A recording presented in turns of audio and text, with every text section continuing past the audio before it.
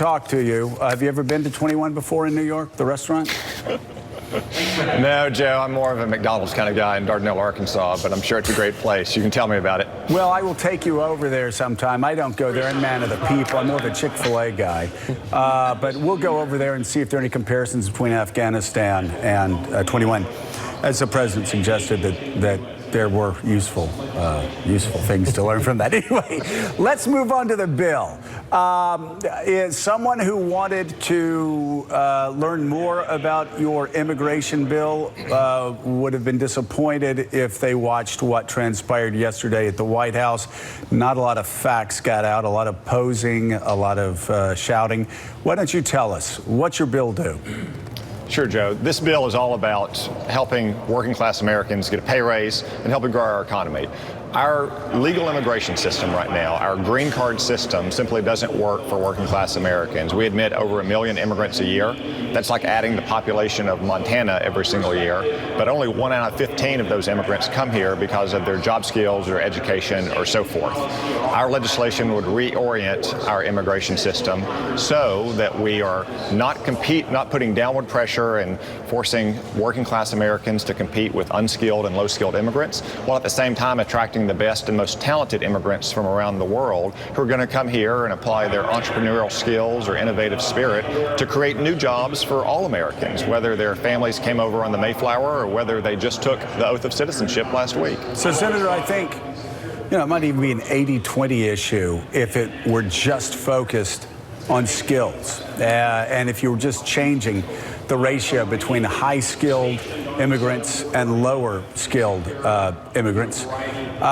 But cutting the number of green cards in half to 50 to 500,000 obviously makes this bill a non-starter for many in Congress, including some Republicans like Lindsey Graham. Would you support a compromise that might keep the green card levels at the same 1 million mark? So first off, Joe, I'd say that immigration is often an emotional topic, and some Republicans in Congress are opinionated yet uninformed about our legislation. So first, it doesn't touch on temporary guest workers at all. And second, our bill is not so much about the numbers, it's about the policy. And if you look behind the policies that get to the numbers that you said, it actually makes sense to most Americans, 60, 70% of Americans who are right. So for instance, over 70% of Americans think that family reunification should be about spouses and unmarried minor children, not all family members. They know the diversity lottery simply doesn't work. In fact, strangely, something called the diversity lottery actually privileges Europeans over most other parts of the world. And then our refugee program, while still generous, doesn't need to be left in the hands of the president alone. When you look at those underlying policies, that's what drives our legislation, and that's what gets you to the numbers that you laid out. Here's what Lindsey Graham called the proposal. He said it was a misreading of the economy. Take a look. The argument is that these foreign workers are hurting American wages and job opportunity. I think that's not accurate. I think the truth is that employers can advertise until the cows come home. And there's certain areas like meat packing and tourism and agriculture that you just can't find American-born labor to do those jobs.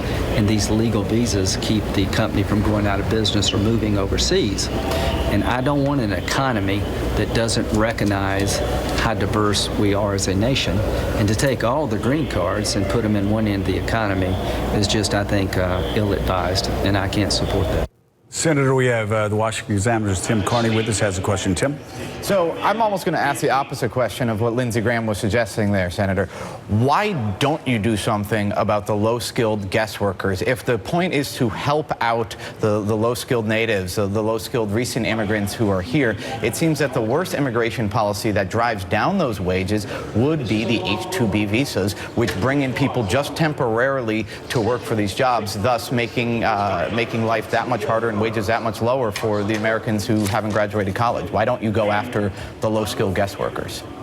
So, Tim, you make good points. Many Democrats make those points, like Dianne Feinstein, Chuck Schumer, Dick Durbin. I tend to agree with them about the impact on temporary, low-skilled and unskilled guest workers. However, I know that immigration is a big and complicated topic. It's a very emotional topic.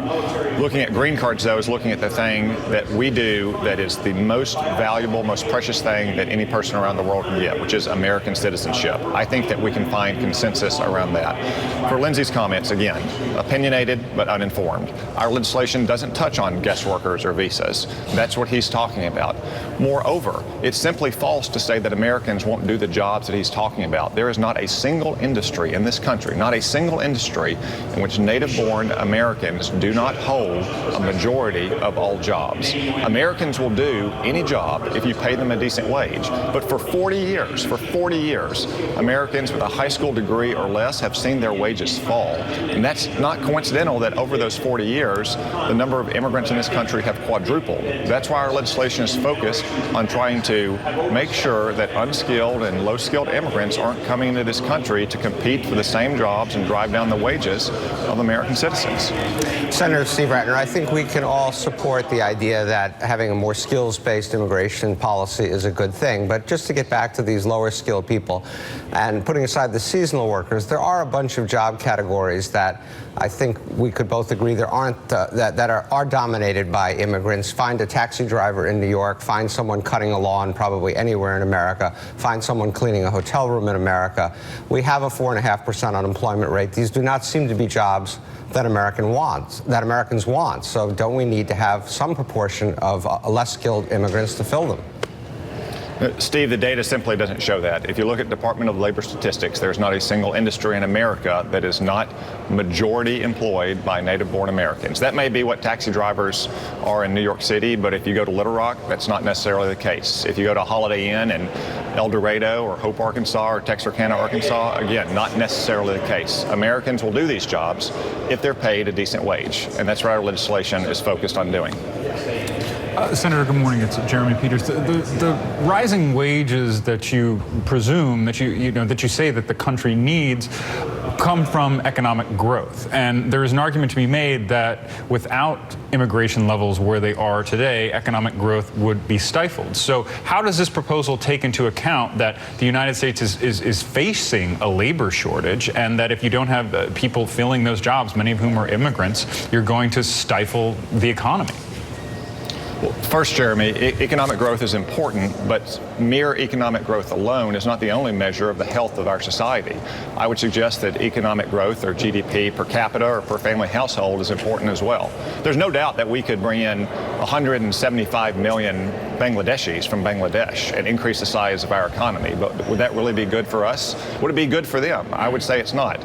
That's why we need to focus not just on mere economic growth, but on economic growth for households, especially for households where people have seen their wages decline for many years. I'm sorry, go ahead.